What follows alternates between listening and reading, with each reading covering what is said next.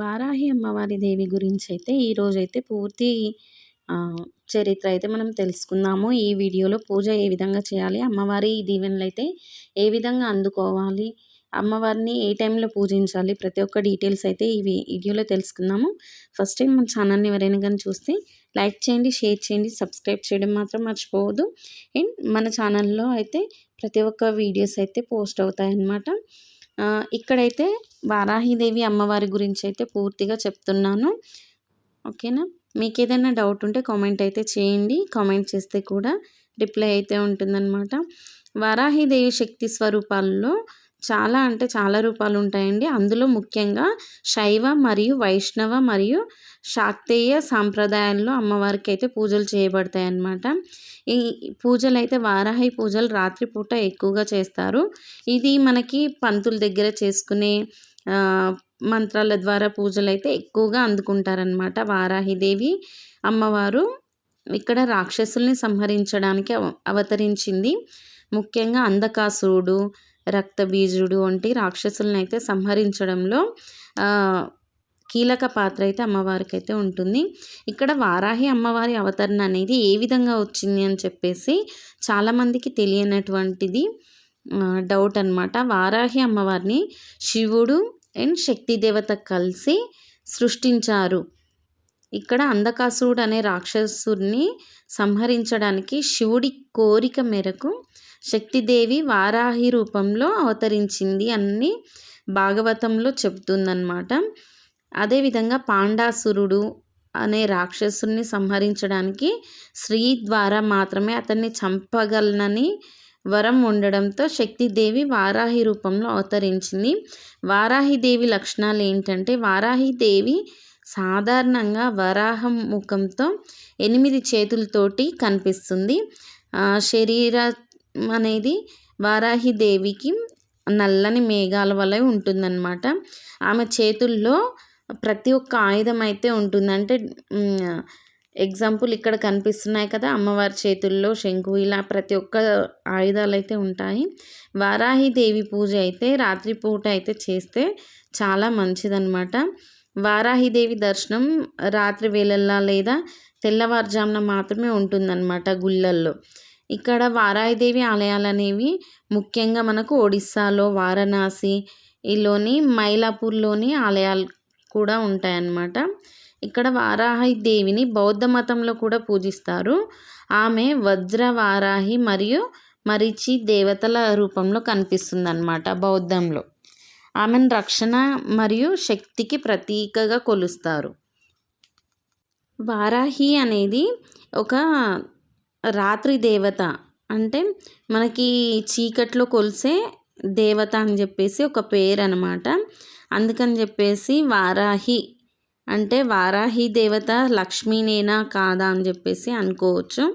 వారాహి లక్ష్మి అనేది వారాహి దేవి, లక్ష్మీదేవి అందరు కలిసి ఉన్న రూపం అన్నమాట. ఆమె సప్త మాతృకల్లో ఒకరన్నమాట. 7 మాతృదేవతలు మరియు విష్ణువు యొక్క పంది అవతారమైన వారాహ యొక్క శ్రీలింగ రూపం అన్నమాట అమ్మవారు. వారాహిదేవి చరిత్ర ఏమిటి అంటే, దేవి భాగవత పురాణం ప్రకారం వారాహి ఇతర మాతృకలతో పాటు అమ్మవారు సృష్టించిన దేవత. ఓకేనా? రక్త బీజుని సంహరించడంలో అమ్మవారి పాత్ర అయితే ఎక్కువగా ఉందన్నమాట. ఇప్పుడు వారాహి అమ్మవారికి పంది ముఖం ఎందుకు అని చెప్పేసి చాలామందికి డౌట్ వస్తుంది. వారాహి అమ్మవారి యొక్క ముఖము నిర్భయత మరియు చెడును ఎదుర్కోవడానికి సంసిద్ధతను సూచిస్తుంది. హిందూ సంప్రదాయాల్లో జంతువులు తరచుగా వివిధ లక్షణాలను మరియు సూచిస్తూ ఉంటాయి కదా. పంది దాని బలము మరియు ధైర్యంతో ఈ సద్గుణాలను కలిగి ఉన్న దేవతకు చిహ్నం అన్నమాట. అందుకని చెప్పేసి ఇక్కడ అమ్మవారి ముఖం అయితే ఈ విధంగా ఉంటుంది. వారాహి అమ్మవారి గుడి అయితే కొత్తపేటలో కూడా ఉందండి. హైదరాబాద్ కొత్తపేటలో కూడా ఉంటుంది. ఇక్కడ వారాహి అమ్మ ఎందుకు అంత శక్తివంతమైంది అంటే, హిందూ పురాణాల ప్రకారం శివుడి నుండి ఒక వరం పొందిన పాండాసురుడు అనే రాక్షసుని ఓడించడానికి ఈ వారాహి అమ్మవారైతే అవతరించింది. ఈ వరం ఏంటంటే, అతన్ని ఏ పురుషుడికి కూడా అంటే చంపడానికి వీలు లేకుండా వరం వచ్చింది. అయితే మరొక స్త్రీ నుండి జన్మించని స్త్రీ ద్వారా మాత్రమే అతన్ని చంపొచ్చు అని చెప్పి వరం అయితే ఉందన్నమాట. ఆ వరాన్ని తీసేసి ఇప్పుడు మనకి ఎలా అంటే శక్తి రూపాల నుంచి అమ్మవారైతే వచ్చింది కదా, అది కూడా మానవ రూపం కాకుండా ఒక పంది రూపాన్ని అమ్మవారైతే తీసుకొని ఈ విధంగా అయితే రాక్షసుని అంతం చేయడానికి ఇలా వచ్చిందనమాట. వారాహి యొక్క 9 రూపాలు కూడా ఉంటాయండి. వారాహికి 7 వేర్వేరు రూపాలు ఉన్నాయన్నమాట. ఉన్మత వారాహి అంటే తామసిక రూపం అన్నమాట. బృహత్ వారాహి రాజసిక రూపం, స్వప్న వారాహి సాత్విక రూపం, కిరాత వారాహి తామసిక రూపం, శ్వేత వారాహి సాత్విక రూపం, ద్రుమ వారాహి తామస రూపం. ఇలా అన్నమాట. వారాహి అవతారం ఎవరిది అనంటే, ఒక ఆడపంది తలను మోసే వారాహి విష్ణు యొక్క పంది అవతారమైన వారాహ భగవానుడి శక్తి అన్నమాట. ఇది స్త్రీ శక్తి. నేపాల్లో వారాహిని బరాహి అని పిలుస్తారంట. రాజస్థాన్ అండ్ గుజరాత్లో వచ్చేసి దండినిగా పూజిస్తారండి. వారాహి అంటే వారాహి అమ్మవారి ఫోటో ఇంట్లో ఉండొచ్చా అని చెప్పేసి కొంతమందికి డౌట్ ఉంటుంది కదా. వారాహి అమ్మవారు ఒక ఉగ్రదేవత అన్నమాట. ఆమె తన భక్తులను ప్రతికూల శక్తులు, దుష్టశక్తి మరియు హానికరమైన ఆత్మలు ఉంటాయి కదా, వాటి నుండి రక్షిస్తుంది. ఇంట్లో ఆమెను పూజించడం వల్ల ఇంటి చుట్టూ రక్షణ కవచం ఏర్పడుతుందని మన భక్తులైతే అనుకుంటూ ఉంటారనమాట.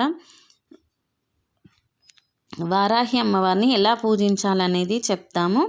ఉడికించిన చిలగడ దుంపలు, ఉడకబెట్టిన వడపప్పు, దానిమ్మ పండు, చింతపండు, బియ్యము, నిమ్మకాయ, బియ్యము వారాహిదేవికి నైవేద్యంలా పెడితే చాలా మంచిదంట.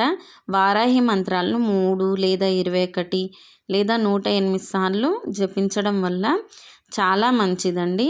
మీ జపం పారాయణాన్ని లెక్కించడానికి ఎప్పుడు మనం లెక్క పెట్టుకోవద్దు. జపమాలను ఉపయోగించాలి. పూజ ఇప్పుడు మనం అమ్మవారి శ్లోకం అయితే చదువుతాం కదా, మంత్రాలను చదువుతాం కదా, అది అయిపోయిన తర్వాత దీపం ముట్టించాలండి. వారాహిదేవి యొక్క పూజ ఎన్ని రోజులు చేయాలనేది ఉంటుంది కదా. వారాహిదేవి యొక్క పూజ ఈ సంవత్సరం జూన్ నుంచి జూలై 3 వరకు చేయాలి అని చెప్పేసి అనుకుంటారు. 9 పగళ్ళు 9 రాత్రులు అంట. ప్రతిరోజు హోమం, అభిషేకం చేస్తూ ఉంటే చాలా మంచిదంటండి. వారాహిదేవి గుడిని ఎప్పుడు మనం వెళ్ళాలి అంటే, ఉదయం 4 గంటల నుండి 5:30 గంటల వరకు, సాయంత్రం అయితే 5:30 నుంచి 9:30 వరకు మాత్రమే గుడికి వెళ్తే మంచిగా ఉంటుందన్నమాట. అమ్మవారికి, వారాహి అమ్మవారికి ఎరుపు రంగు వస్తువులు అయితే చాలా ఇష్టం అంట. ఎరుపు రంగు పువ్వులు కానీ, ఎరుపు రంగు వస్తువులు కానీ ఇష్టం అంట. ఇక్కడ అమ్మవారికి నీళ్ళు, కొబ్బరి ఉంటుంది కదా, లేత కొబ్బరి, కుంకుమ, పసుపు, పువ్వులు ఇలాంటివన్నీ ఉపయోగించి చేస్తే అమ్మవారికి చాలా అంటే చాలా ఇష్టం అంటండి. వారాహి అమ్మవారి విగ్రహం ఇంట్లో పెట్టుకోవచ్చా అంటే, అమ్మవారి పూజల్లో అయితే కంపల్సరీగా రెగ్యులర్గా ఉంటేనే ఇంట్లో పెట్టుకోవాలని చెప్పేసి ప్రసిద్ధి అనమాట. వారాహి దేవాలయం అనేది శక్తిపీఠమా కాదా అని చెప్పేసి చాలామంది అనుకుంటారు. ఉత్తరాఖండ్లోని దేవీదురలోని శ్రీ వారాహి ఆలయము ఒక శక్తిపీఠం అన్నమాట. ఇక్కడ సతీదేవి దంతాలు పడిపోయాయి. మాతృదేవత విగ్రహం అపారమైన శక్తిని కలిగి ఉంటుంది.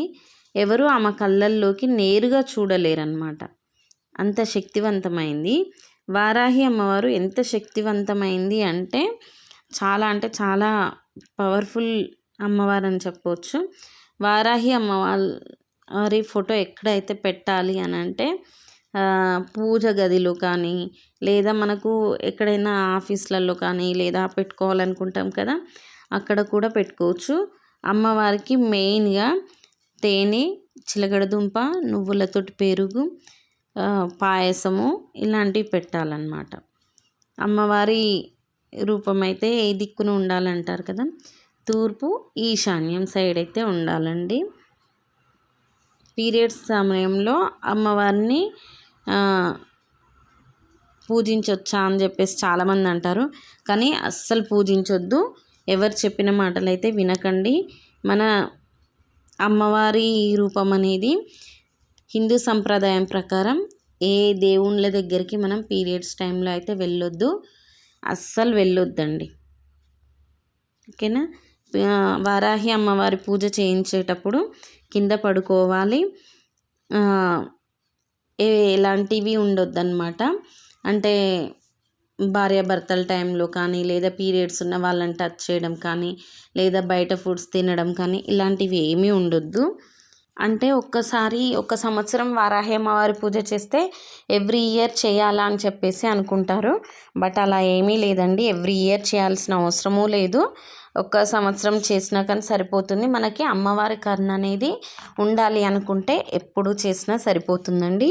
ఇదన్నమాట అమ్మవారి చరిత్ర వచ్చేసి. మీకు ఇంకా ఏదైనా డౌట్ ఉండి దాంట్లో అయితే కామెంట్ బాక్స్లో అయితే కామెంట్ అయితే చేయండి. అమ్మవారి రూపం అయితే ఈ రోజుతోటి మన పూజ అయితే ముగిసిపోతుంది. 9 రోజులకి ఈరోజు లాస్ట్ డే అన్నమాట. కాబట్టి మీరు ఎప్పుడైనా కానీ నవరాత్రులు అంటే ఈరోజు నవరాత్రుల్లో లాస్ట్ డే అన్నమాట. మాకు కూడా గుళ్ళో పూజలు ఉన్నాయి. మేమైతే గుడికి వెళ్ళి అమ్మవారి పూజ అయితే చేయాలనుకుంటున్నాం. మీరు కూడా వెళ్ళి గుళ్ళో అయితే నవరాత్రులు అయితే కంప్లీట్ చేసేసి రండి, సరిపోతుంది. ఈరోజు పూజ లాస్ట్ కాబట్టి 9 రాత్రులు 9 పగళ్ళు అయిపోయిన వాళ్ళు హ్యాపీగా పూజ అయితే ఈరోజుతోటి కంప్లీట్ చేసుకోవచ్చు. Thank you.